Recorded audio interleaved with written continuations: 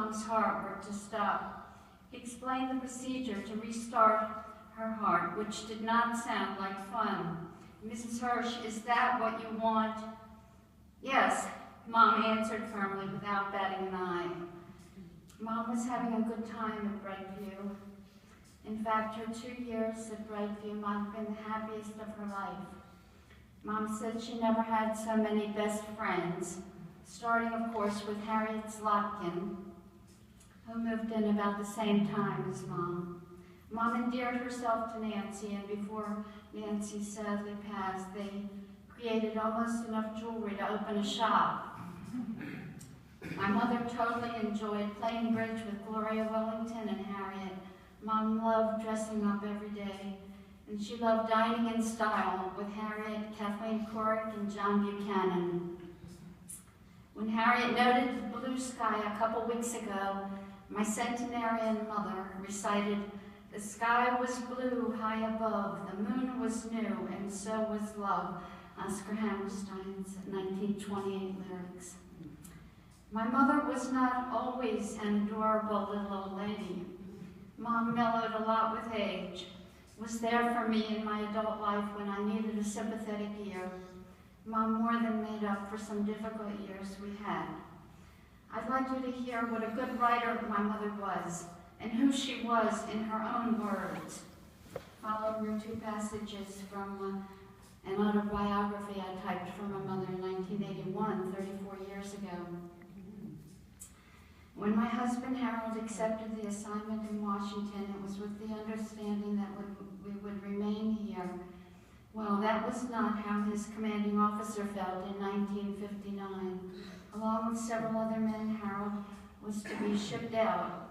We would have to give up all that we had built here and start over again in another part of the country, or it could have been anywhere else in the world. Harold certainly was not given a choice, but told it could be anywhere in the United States or Europe, maybe Wiesbaden, Germany. That would have been an interesting city, but then again, it could have been Alaska. Harold didn't want to go anywhere. He was happy here. His lack of enthusiasm was contagious to some point, and so I felt rather negative about pulling up stakes. But if we had no choice, I think I would have accepted the move. That is to say, I am not generally resigning. Regarding less important matters and situations, I can put on a good show of raving and ranting. I don't know how my children lived through these hectic years. I believe they now understand, having seen a little of the world and having families of their own, finally can forgive me.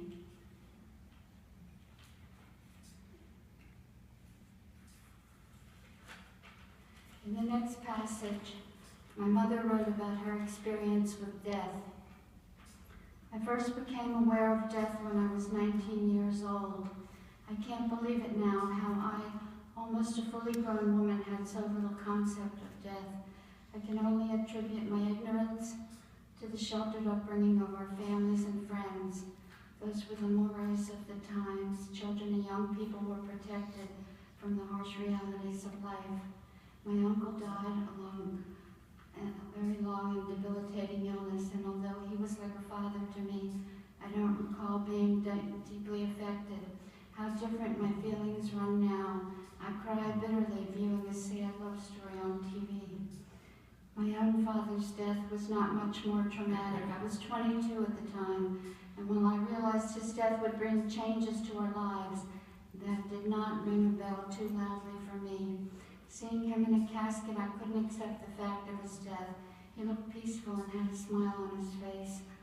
I was sure a mistake had been made and that he would be buried alive.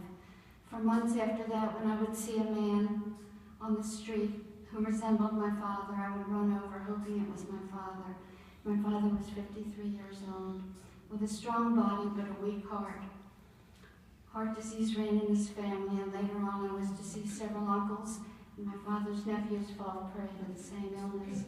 My father had this condition over a period of years, and while I believe that my sister, who was older, was aware of his condition, I don't remember being told about it. My mother lived 14 more years, courageous and strong in mind, but ailing with She was the invalid of our two close-knit families. My mother's sister's family lived in the same building in the Bronx. But my grandmother, her mother, outlived her sister and her sister's husband. They all died in their early 50s. My mother writes, "My mother lived to be 65. For 25 years she had administered insulin into her own body. A day never goes by that I do not think of my mother, and now my sister. My sister's death was the greatest shock to me. Lil died very suddenly from a stroke in 1976. We were informed of the stroke when she went into a complete coma several days later. I flew to New York and stayed with her in the hospital until she died a week later, never regaining consciousness. Going up in the plane, I prayed that when she saw me, she'd wake up. That was wishful thinking. My sister and I had been very close. We loved each other very much. There was no chance to say goodbye. I hope that when my time comes," my mother wrote 34 years ago, "I will have my family with me.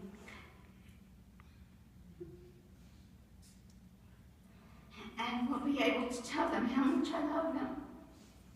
Finally, from the child craft books that my parents bought, excuse me, from the child craft box bought when I was born. As soon as I was born, my parents ran out and bought a set of child craft books.